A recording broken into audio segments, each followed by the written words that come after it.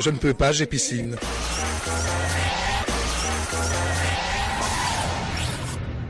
Julie Dupont qui est écrivaine spadoise et c'est Chris qui va s'occuper de cette interview. Avec toi, quoi. On voit, oui, on va essayer. Voilà, c'est toi qui a surtout lu le livre. Donc, voilà. Alors bonjour Julie, on est ravis de t'accueillir ici au studio de Radio 49. Alors je ne sais pas si tu as envie que je lise la 4e de couverture, Eric, pour situer un petit peu... Si, tout à fait, oui, pourquoi pas.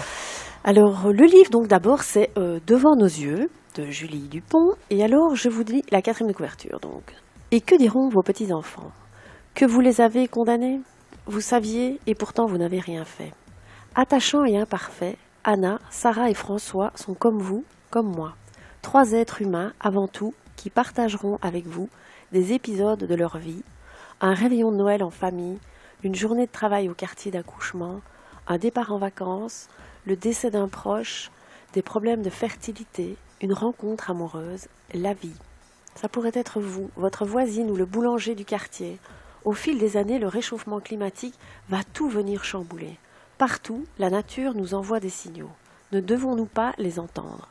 Êtes-vous prêts à me suivre et à regarder? Tout est là, devant nos yeux. Alors Julie, c'était top ce livre.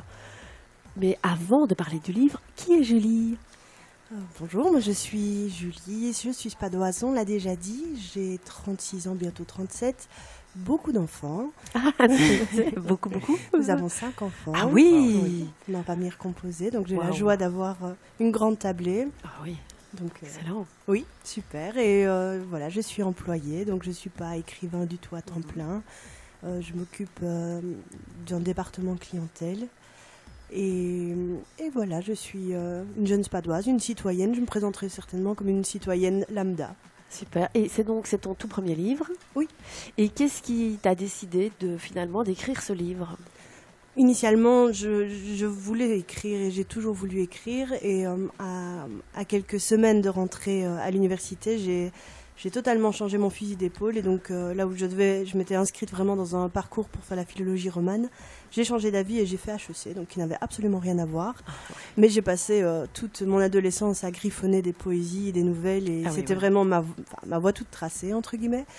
Et puis, bon, j'ai changé d'idée, et par peur de ne pas percer dans l'écriture, voilà.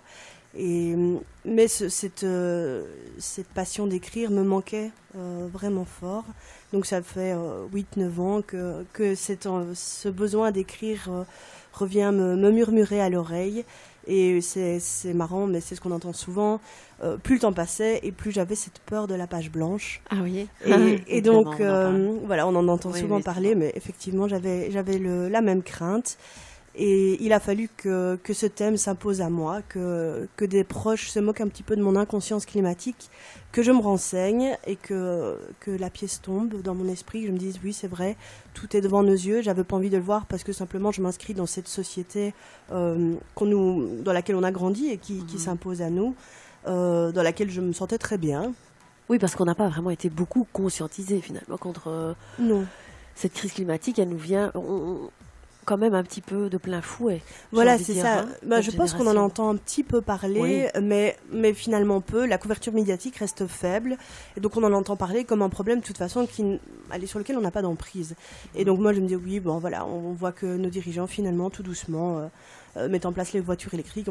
Les gens qui sont nos dirigeants sont en train de prendre les choses en main, et je me disais voilà, moi je continue ma vie, tout va bien. Et puis à un moment donné, on s'est moqué de moi par rapport à ça en me disant que je vivais vraiment avec des œillères, et j'ai commencé à me documenter pour pouvoir me forger mon opinion.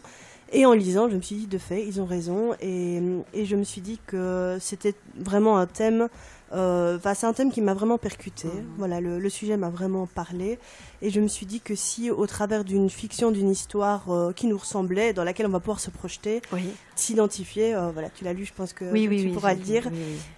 L'idée c'était vraiment au travers d'une histoire presque feel good par instant, vraiment légère ou drôle, parfois émouvante, mais la vie. Les personnages sont très attachants. Hein.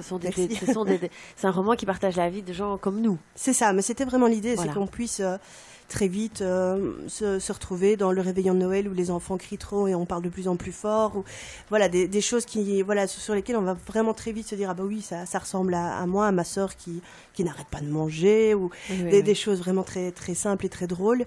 Mais qu'on va pouvoir, au fil du temps, se dire finalement, est-ce qu'on veut glisser vers là où finalement prend-on notre destin en main et surtout l'avenir et le monde qu'on laisse à nos enfants et à nos petits-enfants. Est-ce que ta vie a changé après l'écriture de ce livre ?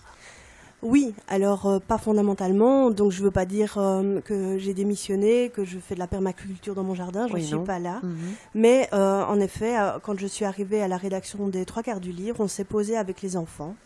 Les 3 grands, parce que les 2 petits ne parlent pas encore, donc c'était plus difficile de les impliquer. Mais avec les 3 grands, et on s'est dit, finalement, qu'est-ce qu'on peut mettre en place, nous, à notre échelle, pour diminuer notre empreinte climatique. Et donc, c'est vrai qu'on a mis en place certaines petites choses qui ne nous ont pas obligés de revoir totalement notre mode de vie, mais sur lesquels on a vu des impacts réels, comme par exemple la diminution des sacs PMC. Donc, on est passé de 3 à 1.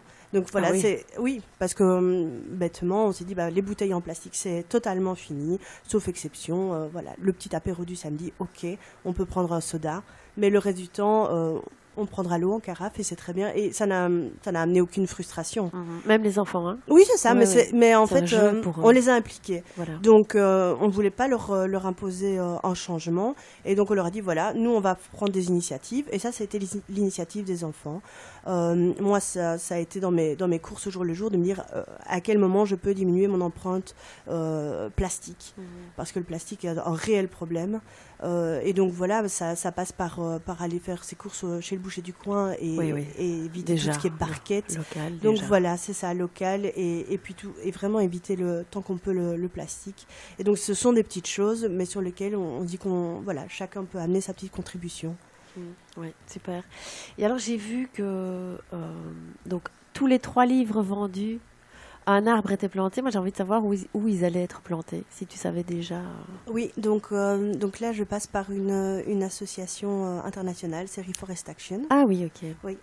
Et donc, on peut choisir son projet. Donc, il y a des projets partout dans le monde. Moi, je voulais qu'ils soient belges, ces projets. Et donc, je regarde les projets qui sont ouverts. Donc, à chaque fois, c'est un projet bien spécifique qui vise à planter un certain nombre d'arbres, de construire certains refuges pour animaux.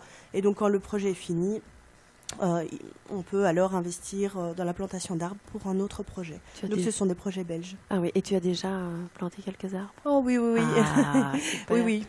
Et alors moi, je voulais lire juste un mini passage parce que je trouvais c'était très sympa quand j'ai lu et je me suis dit, oui, finalement... Alors, les catastrophes à venir étaient comme l'odeur de l'orage que l'on sent bien avant d'apercevoir les éclairs déchirer le ciel. Pourtant, quand les hommes entendaient le tonnerre gronder, ils rentraient les meubles de jardin, les jouets des enfants, le linge qui séchait, ils sécurisaient tout ce qu'ils pouvaient et curieusement, pour la terre qui les abritait, ils restaient immobiles. Et je trouve ça incroyable parce que c'est vrai qu'on est vraiment... on n'agit plus, enfin je veux dire on reste vraiment là comme ça. Il y a eu les inondations ici quand même qui ont été terribles et c'est à ce moment-là, vraiment moi en tout cas, que je me suis rendu compte de la catastrophe vers laquelle on allait. Et donc je suis très contente quand même d'avoir des livres comme ça pour finalement secouer les gens. Oui, tout à fait. Et c'est vrai que même si moi personnellement il m'a fallu du temps pour vraiment percuter ce qui nous attendait si on continuait dans cette voie-là. Je pense que les images des inondations dans notre province ont vraiment été heurtantes et Theux a été vraiment fort impacté. Oui, Pasteur partout, vraiment tout le long.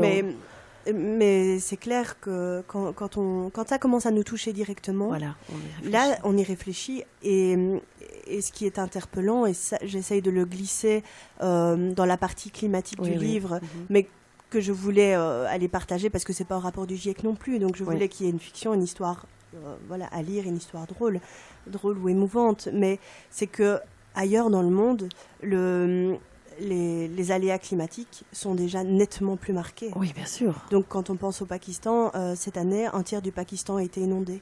Donc si on pense aux images de Pepinster, de Theux, et qu'on met ça à l'échelle du tiers du pays du Pakistan, c'est pas encore chez nous. mais oui, ça non, arrivera. Voilà, ça arrive, oui. Et donc, il faut vraiment qu'on se mobilise. Et alors, je peux imaginer que certains auditeurs se disent, bah oui, mais c'est pas avec la diminution de mes 2 sacs PMC que je vais changer le monde, bien entendu. Mais je pense que la somme des actions individuelles, déjà, peuvent avoir un réel poids. Et puis, je pense que c'est aussi un appel au monde politique de prendre vraiment les choses en main pour préserver le monde de demain.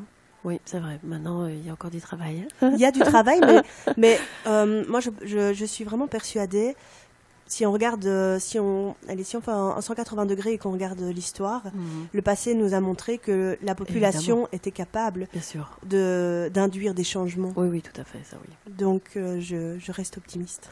Allez, super. Je ne sais pas si Eric, tu as une question Non, ça me paraît effectivement bien complet. Effectivement, voilà. Allez lire ce livre, j'ai envie de dire. Voilà. Vraiment. Alors, je vais vous rappeler, parce qu'en plus, c'est une maison d'édition belge, hein, oui. C'est moi. Je suis ma propre maison d'édition. C'est auto-édité. J'ai tout fait moi-même. Donc, je l'ai écrit. Ma maman l'a relu patiemment, en s'énervant parfois.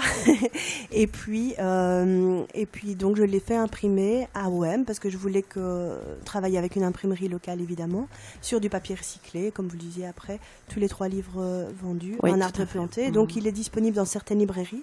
Je dois encore venir l'amener à Theux, ça n'est pas encore fait.